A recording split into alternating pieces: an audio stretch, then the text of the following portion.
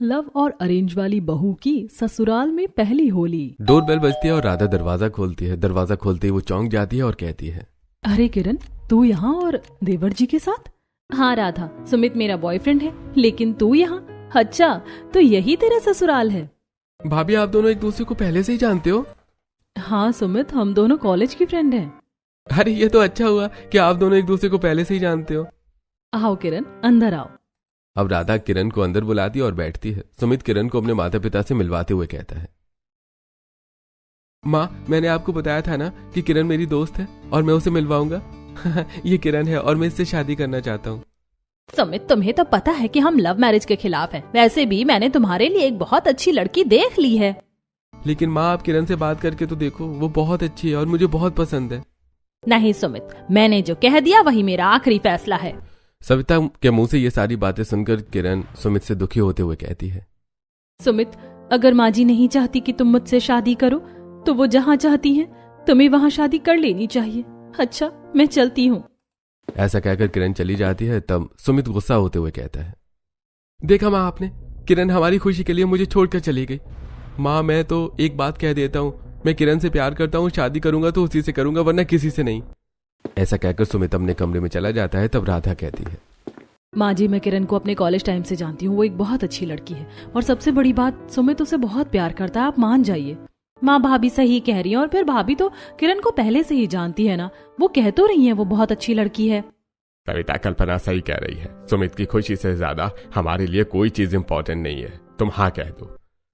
अमित और राधा के समझाने पर सविता मान जाती है। राधा जल्दी से अपने देवर के कमरे में जाती है और कहती है, देवर जी मुबारक हो, माँ जी मान गई हैं। क्या सच में भाभी?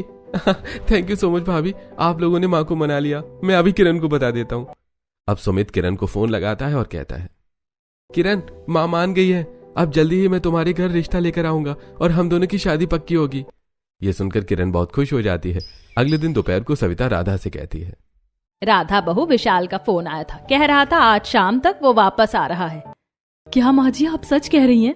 हाँ बेटा, तू विशाल के आने की तैयारी कर लेना और हाँ उसकी पसंद का खाना बनाना मत भूलना। हाँ माँ जी आप बिल्कुल चिंता मत कीजिए, मैं सब कर लूंगी।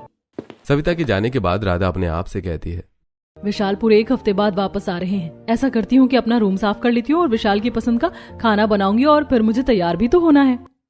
यही सोचकर राधा सबसे पहले अपना रूम साफ करती है, नई चादर बिछाती है, पर्दे बदलती है और फिर रसोई में जाती है और विशाल के लिए उसकी पसंद का बूंदी वाला रायता, तड़के वाली दाल, वेज कोफ्ते, आलू और पत्ता गोभी के कटलेट, प्याज के पकौड़े, अंत में सलाद और रोटियां बना लेती है और फिर अपने आप से कहती है, खाना तो तैयार हो गया है, अब मैं जल्दी जाकर तैयार हो जाती हूँ, वो कभी भी आते ही होंगे।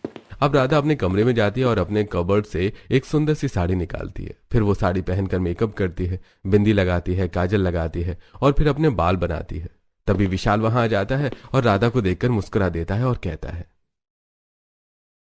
ओ राधा, अरे पूरे 1 हफ्ता हो गया है, पता है मैंने तुम्हें कितना याद किया। मैं तो कब से सोच रहा था कि मैं कब घर जाऊंगा और अपनी बेबी को देखूंगा। वैसे आज तुम बहुत सुंदर लग रही हो और हाँ, अगले 15 दिनों तक मैं कहीं जाने वाला नहीं हूँ। हाँ, सिर्फ तुम्हारे साथ समय बिताऊंगा, मैंने सोच लिया है। क्या सच में? आपने तो मेरे मन की इच्छा पूरी कर दी है। तभी कल्पना की आवाज सुनकर राधा चौंक कर अपने ख्यालों से बाहर आती है। कल्पना राधा को देखकर कहती है, अरे वाह भाभी, आज तो आप बहुत सुंदर लग रही हैं और किचन से भी बहुत अच्छी खुशबू आ रही है। लगता है भैया के आने की सारी तैयारियां हो गई हैं। हाँ कल्पना, तुम्हारे भैया 1 हफ्ते बाद जो आ रहे हैं।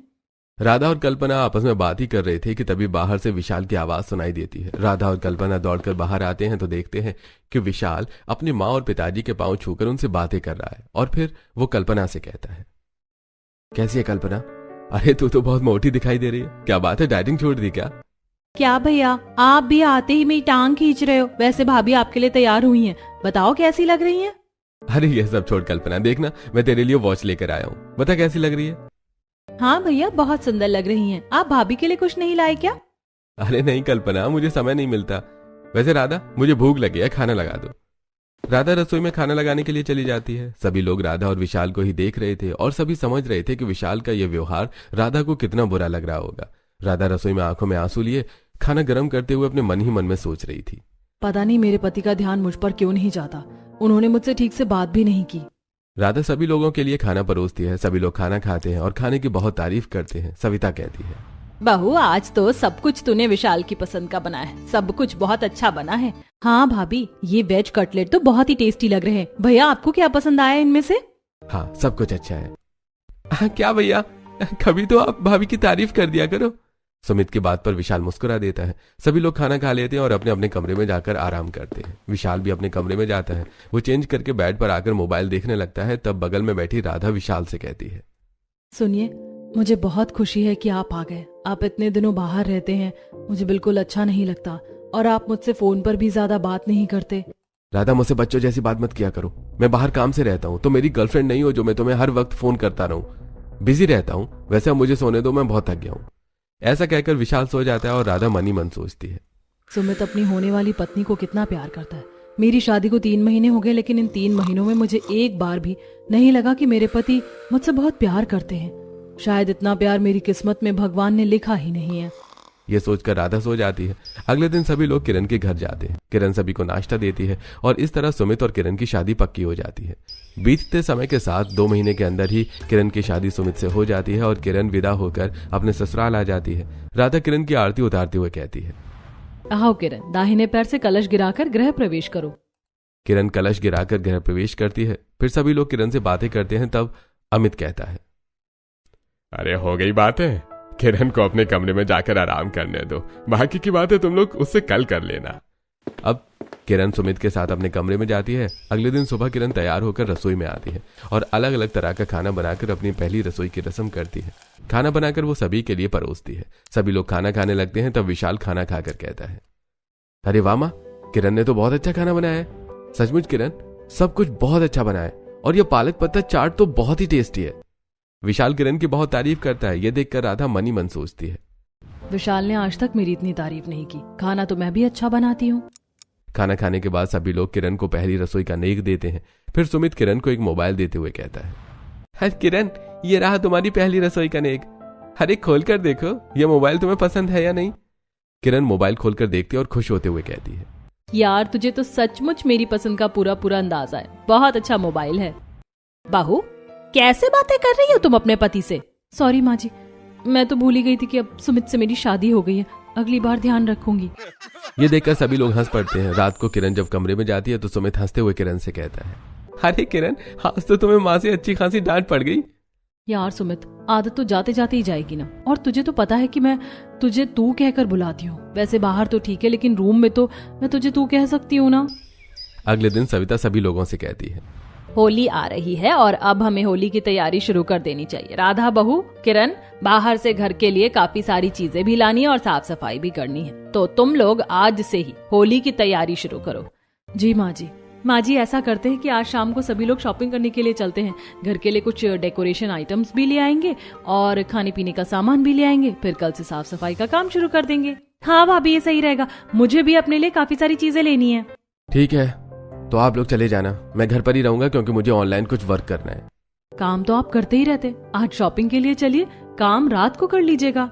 अरे कहा ना, मुझे कहीं नहीं जाना। चलिए ना भैया, मुझे आपके पैसों से भी शॉपिंग करनी है, ऐसा तो मत कीजिए। अच्छा ठीक है, कल्पना कहती है तो चलूंगा। ये सुनकर राधा उदास हो जाती है और किरण राधा और विशाल के रिश्ते में ये कड़वाहट नोटिस कर देती है और मन ही मन सोचती है, क्या बात है, विशाल भैया भाभी से इतना चिड़चिड़े क्यों रहते हैं? शाम को किरण अपने कमरे में मार्केट जाने के लिए एक सुंदर सा वेस्टर्न वन पीस पहनकर तैयार होती है और सुमित से कहती है, सुमित, बताओ मैं कैसी लग रही हूँ? हाँ किरण, तुम बहुत सुंदर लग रही हो। वैसे मुझे प्यास लगी है, जरा एक गिलास पानी तो ला दो। किरण पानी लाने के लिए किचन में जाती है और किचन से वापस आने लगती है। तब वो देखती है कि राधा विशाल से कह रही थी, सुनिए जी, कैसी लग रही हूँ मैं? क्या मतलब है राधा कैसी लग रही हो? हैं? अरे जैसी लगती हो वैसी लग रही हो। और मुझे बार बार ये सब कहकर डिस्टर्ब मत किया करो, दिखाई नहीं देता मैं काम कर रहा हूँ। ये देखकर किरण मनी मन सोचती है, विशाल भैया का राधा भाभी के लिए ऐसा व्यवहार क्यों है? थोड़ी देर बाद सभी लोग शॉपिंग के लिए मॉल जाते हैं और अपनी अपनी पसंद की चीजें देखना शुरू करते हैं। सुमित एक सुंदर सा ड्रेस देखकर किरण से कहता है, किरण देखो ये ड्रेस तुम पर बहुत सुंदर लगेगी और इसका कलर भी कितना प्यारा है, तुम ये ले लो। किरण सुमित की बात पर वो ड्रेस ले लेती है और फिर सुमित कहता है, किरण तुम इस ड्रेस के साथ मैचिंग झुमके और सैंडल, साथ में पर्स भी लेना और हाँ अपना फेवरेट परफ्यूम लेना मत भूलना। हाँ सुमित, सब कुछ ले लेंगे, पहले भाभी की शॉपिंग करवा ले। भाभी वो देखो सामने साड़ी का काउंटर है, वहाँ बहुत सुंदर सुंदर साड़ियाँ दिखाई दे रही हैं, चलो वहाँ चलते हैं। सभी लोग उस काउंटर पर पहुंचते हैं। राधा को एक साड़ी बहुत पसंद आती है। तब किरण कहती है, राधा भाभी आप विशाल भैया से पूछ लो कि साड़ी कैसी लग रही है। अब राधा विशाल से कहती है, विशाल बताइए ना साड़ी मुझ पर कैसी लगेगी। विशाल फोन चलाते हुए कहता है, राधा अगर तुम्हें पसंद है तो ले लो, पूछने की क्या जरूरत है। विशाल की बात सुनकर राधा उदास हो जाती है। तब किरण तुरंत उससे कहती है, वैसे राधा भाभी ये कलर आप पर बहुत सुंदर लगेगा, आप ये ले लीजिए। हाँ भाभी, और आप जो भी पहनती हैं आप पर सब कुछ सुंदर लगता है। हाँ, क्योंकि राधा भाभी लाखों में नहीं करोड़ों में एक है। उनकी तरह तो कोई दूसरा पीस मैन्युफैक्चर ही नहीं हुआ। सुमित की बातें सुनकर सभी लोग हंस पड़ते हैं, लेकिन विशाल अभी भी सिर्फ अपना फोन चला रहा था।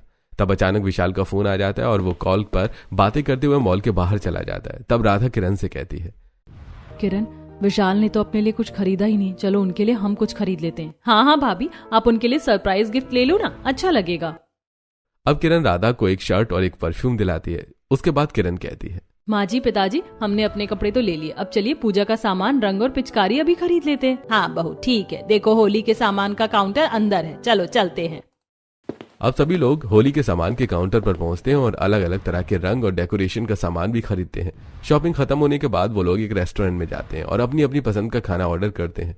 सुमित बार बार किरण को अपने हाथों से खाना खिला रहा था। ये देखकर राधा मनी मन सोच रही थी, देवर जी अपनी पत्नी को कितना प्रेम करते हैं, और एक मेरे पति हैं जिन्हें मेरी बिल्कुल भी परवाह नहीं है। राधा के सास ससुर नंद, देवर और देवरानी को भी विशाल का ये रूखा व्यवहार बहुत बुरा लग रहा था, लेकिन फिर भी सभी चुप थे। खाना खाने के बाद सभी लोग घर वापस आ जाते हैं। रात को राधा अपने बिस्तर पर आती है और अपना सिर पकड़कर विशाल से कहती है, आज मेरे सिर में बहुत दर्द हो रहा है, शायद इतनी देर बाहर रहने की वजह से। हाँ तो ठीक है राधा, बाम लगा लो, आराम आ जाएगा। हाँ यही ठीक रहेगा। ऐसा कहकर राधा दराज में बाम ढूंढती है, लेकिन बाम वहां नहीं था। तो राधा कहती है, अरे बाम तो यहाँ है ही नहीं, ऐसा करती हूँ किरण के कमरे से बाम मांग कर ले आती हूँ। राधा किरण के कमरे में बाम मांगने के लिए जाती है तो देखती है कि सुमित किरण का सिर दबा रहा था। ये देखकर राधा कहती है, सॉरी, लगता है मैं गलत समय पर आ गई। अरे नहीं नहीं भाभी, ऐसी कोई बात नहीं है। अब वो तो इस पागल का सिर दर्द कर रहा था, इसलिए मैंने सोचा कि बाम लगा देता हूँ। ये पागल मत कहना मुझे। सॉरी सॉरी, मैं भूल ही गया था कि पागल को मुंह पर पागल नहीं कहते। उनकी केमिस्ट्री देखकर राधा हंस पड़ती है। वो बाम लेकर अपने कमरे में चली जाती है और अपने हाथों से बाम लगाते हुए मन ही मन सोचती है, किरण और सुमित दोनों कितने खुश हैं, दोनों एक दूसरे को कितना प्यार करते हैं। भगवान करे उनकी खुशियों को किसी की नजर ना लगे। ऐसा सोचकर वो सो जाती है। अगले दिन राधा किचन में जाती है तो देखती है कि किरण किचन की स्टैंड पर बैठी हुई कुछ खा रही थी और सुमित मैगी बना रहा था। ये देखकर राधा कहती है, अरे ये क्या देवर जी, आप मैगी बना रहे, लाइए मैं बना दूं। अरे नहीं नहीं भाभी, अगर आप ऐसा करेंगी तो किरण मेरा सिर ही फोड़ देगी। दरअसल उसे मेरे हाथ की मैगी खाना है, बस इसलिए बना रहा हूँ। अच्छा फिर तो ठीक है देवर जी। अब राधा उन दोनों से बातें करने लगती है। तभी वहां पर विशाल आता है और राधा पर गुस्सा होते हुए कहता है, राधा तुमसे मैंने 1 कप कॉफी बनाने के लिए कहा था, तुम कोई भी काम समय पर नहीं कर सकती हो क्या? सॉरी, मैं तो इन दोनों की बातों में कॉफी बनाना ही भूल गई, मैं अभी बनाकर ला देती हूँ। कोई जरूरत नहीं है, अब मैं बाहर पी लूंगा। किरण विशाल के व्यवहार को देखकर मन ही मन सोचती है, विशाल भैया का व्यवहार राधा भाभी के लिए कुछ ठीक नहीं है, आखिर ऐसा क्यों, मुझे पता करना ही होगा। शाम को किरण राधा को पूरे घर में ढूंढती है, लेकिन राधा कहीं दिखाई नहीं देती। तब किरण छत पर जाती है तो देखती है कि राधा छत के एक कोने में बहुत उदास खड़ी थी। राधा के पास जाकर किरण कहती है, क्या बात है राधा, तुम यहाँ इतनी उदास क्यों खड़ी हो? अरे किरण, तुम मुझे भाभी की जगह राधा कह रही हो, ऐसा क्यों? वो इसलिए कि मैं अपनी जेठानी से नहीं बल्कि अपनी दोस्त से बात कर रही हूँ राधा। आखिर क्या प्रॉब्लम है तुम्हारे और विशाल दोनों के बीच, प्लीज मुझे बताओ, शायद मैं तुम्हारी कुछ मदद कर सकूं। मैंने हर मुमकिन कोशिश की लेकिन अपने पति का दिल नहीं जीत पाई। शायद मैं इतनी अच्छी हूं ही नहीं कि मेरे पति को मैं पसंद हूं। तुम चिंता मत करो राधा, इस बार भगवान ने चाहा तो तुम और भैया साथ में खुशियों के साथ होली मनाओगे। ये सुनकर राधा किरण को गले लगा लेती है। शाम को किरण एक सुंदर सा ड्रेस पहनकर रेडी होती है और फिर सुमित के साथ बाजार में पानी पूरी खाने जाती है। दोनों एक दूसरे को पानी पूरी खिला रहे थे। तभी किरण देखती है कि सामने से विशाल किसी लड़की के साथ बाइक पर जा रहा है। किरण सुमित से कहती है, सुमित, मुझे ऐसा क्यों लगा कि विशाल भैया किसी लड़की के साथ बाइक पर जा रहे हैं? अरे किरण, ये तुम्हारी गलतफहमी है। विशाल भैया राधा भाभी को भाव नहीं देते तो किसी और को तो बात ही छोड़ दो। ये सब छोड़ो, पानी पूरी खाओ। भैया जरा पानी पूरी थोड़ी और तीखी करना, मेरी पत्नी को तीखी पानी पूरी पसंद है। ऐसा कहकर सुमित किरण को पानी पूरी खिलाने लगता है। रात को दोनों वापस आते हैं। किरण चेंज करके अपने बिस्तर पर लेटी हुई मन ही मन सोचती है, वो मेरी आंखों का धोखा नहीं हो सकता। वो विशाल भैया ही थे जो किसी लड़की के साथ बाइक से कहीं जा रहे थे। यही सोचते हुए किरण सो जाती है। अगले दिन होलिका दहन था। दोनों बहुएं बात करते हुए रसोई में खाना बना रही थी। तभी सविता वहां आती है और कहती है, बड़ी बहू, किरण बहू, तुम दोनों जल्दी जल्दी सारा काम खत्म कर लो, आज होलिका दहन है। पता है ना, हमें समय से पहले होलिका दहन में पहुंचकर पूजा करना है। हाँ माँ जी, मुझे याद है, आप चिंता मत कीजिए, बस पकवान लगभग बन ही गए हैं, थोड़ी देर में हम तैयार होकर चलते हैं। अब किरण अपने कमरे में जाती है और एक सुंदर सा ड्रेस निकालकर उसे पहनती है और मेकअप करके तैयार होती है। सुमित किरण को देखकर कहता है, अरे किरण, तुम तो आज बहुत सचमुच में सुंदर लग रही हो। Thank you so much Sumit. अब मैं देखती हूँ कि राधा भाभी तैयार हुई हैं या नहीं। किरण राधा के कमरे में जाती है तो देखती है कि राधा गुमसुम सी बैठी हुई है। किरण राधा से कहती है, अरे ये क्या राधा भाभी, आप अब तक होलिका दहन में जाने के लिए तैयार नहीं हुई? मैं तैयार होकर क्या करूंगी किरण, तुम्हें तो पता ही है कि मेरे पति को मुझ में बिल्कुल इंटरेस्ट नहीं है। मैं जैसी हूँ वैसी ही चलूंगी। नहीं भाभी, अपने रिश्ते को अपने हाल पर मत छोड़ो। चलो मैं आपको तैयार कर देती हूँ। ऐसा तैयार करूंगी कि भैया आपको देखते ही रह जाएंगे। ऐसा कहकर किरण राधा को एक सुंदर सी साड़ी निकाल कर देती है। राधा साड़ी पहनती है और फिर किरण उसका मेकअप करती है और बहुत सुंदर हेयर स्टाइल बनाती है और बहुत ही अच्छी तरह से तैयार करती है। फिर तभी कल्पना वहां आ जाती है और राधा को देखकर कहती है, अरे वाह राधा भाभी, आप तो बहुत सुंदर लग रही हो, आज तो भैया आपको देखते ही रह जाएंगे। वो लोग ये बातें कर ही रहे थे कि तभी हॉल से अमित की आवाज आती है, अरे अब तुम लोग तैयार हो गए या नहीं हुए? हमें पूजा में देर हो जाएगी, चलो सब लोग जल्दी निकलो। अब सभी लोग एक साथ होलिका दहन में पहुंचते हैं। राधा देखती है कि विशाल वहां पहले से ही मौजूद था। सविता विशाल से कहती है, विशाल बेटा, चलो हम सभी एक साथ मिलकर पूजा कर लेते हैं। हाँ ठीक है। अब विशाल अपने परिवार वालों के साथ होलिका के सामने आता है। तभी उसकी नजर अचानक राधा पर जाती है, जो रेड कलर की साड़ी में बहुत सुंदर लग रही थी। विशाल राधा को देखता ही रह जाता है। ये देखकर किरण धीरे से राधा से कहती है, राधा भाभी देखो, विशाल भैया आपको कितने प्यार से देख रहे हैं। अब सभी लोग मिलकर होलिका की पूजा करते हैं। उसके बाद सभी अपने अपने मिलने जुलने वालों से बातें करने लगते हैं। तब विशाल राधा के पास आता है और कहता है, राधा, आज तो तुम सचमुच में बहुत सुंदर लग रही हो। यह सुनकर राधा बहुत खुश हो जाती है। विशाल और राधा आपस में बातें कर रहे थे। किरण उन्हें देखकर मन ही मन खुश हो रही थी। तभी विशाल को अचानक कोई कॉल आता है और विशाल बिना किसी से कुछ कहे वहां से निकल जाता है। ये देखकर किरण मन ही मन सोचती है, अरे आखिर ऐसी क्या बात हो गई कि विशाल भैया तुरंत ही यहाँ से निकल गए। मुझे सच का पता लगाना ही होगा। यही सोचकर किरण सबसे नजरें बचाकर अपनी स्कूटी उठाती है और विशाल के पीछे पीछे जाने लगती है। विशाल आगे आगे था और किरण पीछे पीछे। विशाल एक पार्क में पहुंचता है जहां नीलम उसका इंतजार कर रही थी। विशाल के पास आते ही नीलम कहती है, विशाल, मैं कब से तुम्हारा इंतजार कर रही हूँ, तुम इतनी देर से क्यों आए? तुम्हें पता है ना कि मैं होलिका की पूजा तुम्हारे साथ ही करूंगी। अरे सॉरी नीलम, वो मैं अपने परिवार वालों के साथ पूजा कर रहा था, बस इसीलिए देर हो गई। लेकिन अब मैं आ गया हूँ, चलो हम दोनों मिलकर पूजा कर लेते हैं। ऐसा कहकर विशाल नीलम के साथ वहां से चला जाता है। तब पीछे खड़ी किरण अपने आप से कहती है, अच्छा तो ये बात है जिसकी वजह से विशाल भैया भाभी को प्यार नहीं करते।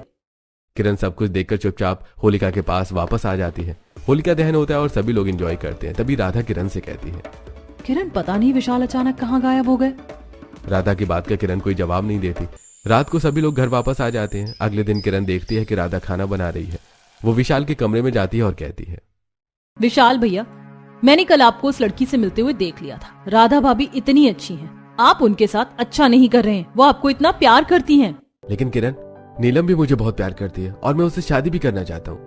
विशाल भैया, जो लड़की दूसरों का घर बर्बाद करके अपना घर बसाना चाहती है, वो कभी आपसे सच्चा प्यार नहीं कर सकती। वो आपसे नहीं, आपकी दौलत से प्यार करती है और आज नहीं तो कल आप ये बात खुद समझ जाएंगे।